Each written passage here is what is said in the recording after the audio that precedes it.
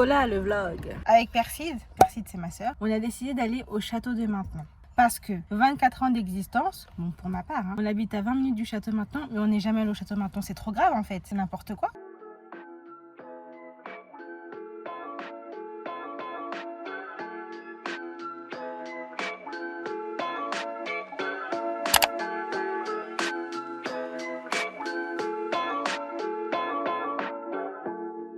Il y a des gens. Oui, c'est tout droit.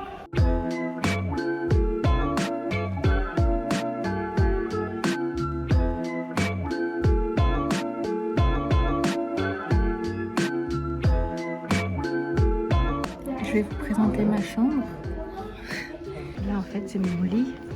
Bon en fait j'avoue qu'il est un peu petit mais c'est pas très grave.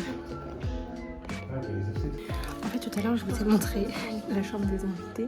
Maintenant ça va être ma vraie chambre. Ouais, c'est ma chambre. En fait vous savez ici ils se sont trompés.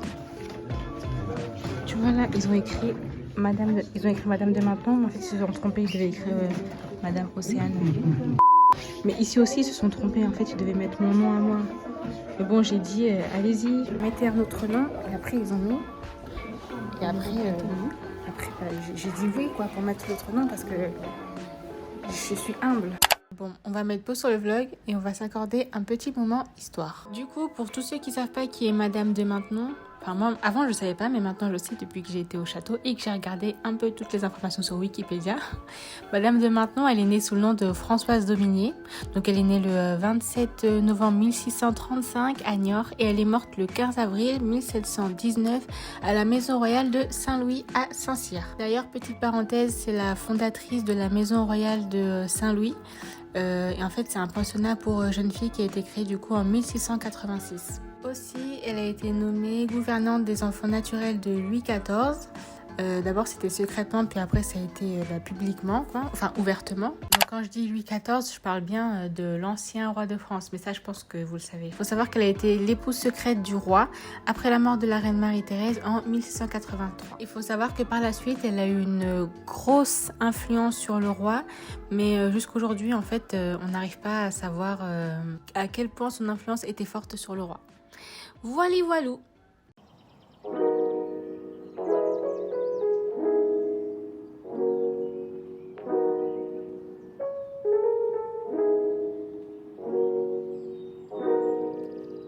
Hello.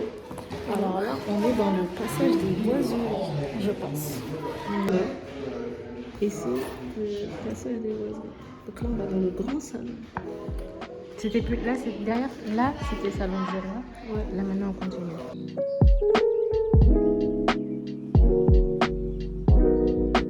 Bon, c'est la vue de mon salon. Mon bigard.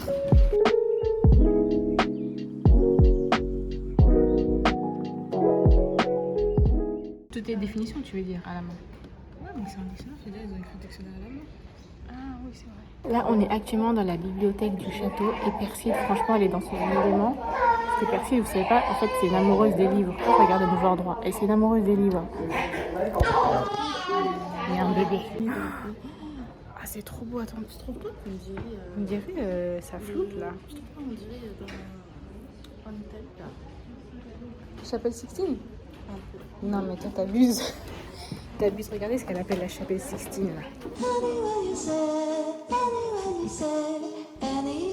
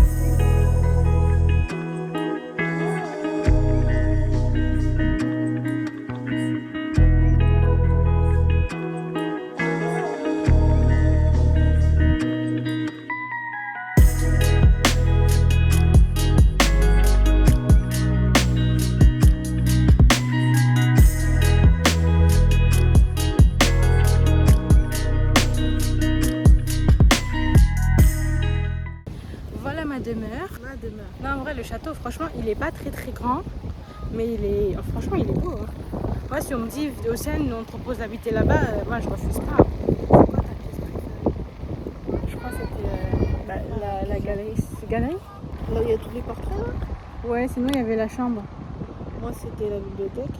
Après c'était le passage des boiseries. Ça, j'ai pas c'est où il y a tous les tableaux. Non, c'est la grande galerie des portraits. Elle était belle. Alors aujourd'hui, on va parler d'un sujet. Bah, franchement, le château, il est pas très très grand, mais il est beau. Moi j'ai kiffé. Ouais, franchement, il est grave cool. Et Perside, vu qu'elle est voilée, les gens, ils font que de la regarder. De ouf. Après, c'est pas des regards méchants, plus des regards en mode curiosité, je pense. En Bah mode, oui, qu'est-ce c'est que sûr. fout là, celle-là?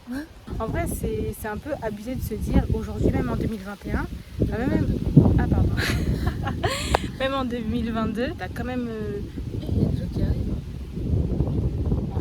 t'as quand même les regards en fait. Moi je trouve que les enfants, c'est plus insistant parfois. Mais c'est insistant, pas méchamment, c'est insistant en mode j'ai jamais vu ça, donc je regarde. Là par exemple, c'était pas des Français, les enfants qui étaient là, je sais pas si t'as remarqué. Ouais, Et il y avait la petite, elle faisait que de me regarder. On les a croisés au moins 10 fois. Elle faisait que de me regarder. Et au bout d'un moment, toi, tu calcules pas parce que bah, t'as l'habitude. Donc, j'étais avec le guide, j'étais là, comme ça et tout. Mais au bout d'un moment, frère, faut lâcher le regard. Le regard. En ce qui concerne les adultes, c'était pas spécialement des regards méchants, mais des regards insistants. Après, moi, je t'avoue, j'ai l'habitude. Hein. Donc, quand elles voient, les personnes qui m'ont dit, ils vont oublier tout le monde, ils vont voir que toi, ils viennent directement vers toi, ils disent oui madame s'il vous plaît, etc. Et en fait moi il faut savoir que quand je prends les transports, je suis tout le temps avec mes écouteurs et on voit pas mes AirPods avec les trucs. À chaque fois je vois des gens qui viennent vers moi comme ça, mais je comprends pas ce qu'ils me racontent. Je suis juste là en mode je suis là en mode ah désolé et tout, j'ai pas. Et des fois ils insistent hein. Oui madame s'il vous plaît, je suis là, mais désolé. Ah bah forcément. Dans le Parce métro que c'est les pires. eux ils se disent ah vas-y c'est bon, elle est croyante, elle sait qu'il faut aider les personnes dans le besoin, donc c'est bon, je vais la voir quoi. Frère, moi-même je suis dans le besoin. Donnez-moi l'argent pour vivre. Donnez-moi Après, un million. Ce que je voulais dire, c'est très important. C'est pas parce que pourquoi tu rigoles. C'est très important. Non, mais c'est vrai, c'est pas parce qu'on donne pas au SDF qu'en fait on donne pas. Ça se trouve, je donne dans des trucs caritatifs, dans des associations. Ça se trouve, ils me prennent des prélèvements dans mon compte. En fait, eux, ils savent pas. Mais quand ils viennent directement vers toi, bah, toi-même, en tant que croyant, t'as une culpabilité dans ton cœur en disant ah, je l'ai même pas donné parce que toi, t'aimerais donner. Donc, c'est pas facile. Moi, j'aime trop la nature, j'aime trop, c'est apaisant et j'aime pas trop vivre à Paris parce qu'il y a trop de bruit, trop d'agitation. Elle habite à Paris. Hein, J'habite à c'est Tu vas pareil. donner moi. Oups. Je vais couper. J'aime pas trop vivre en banlieue parisienne parce qu'il y a trop d'agitation et tout. Et là, je me sens apaisée. Et en plus, il y a de l'eau, il y a de l'arbre. Ouais, franchement. Et les gens, ils sont pas bruyants. Pas beaucoup de monde, hein.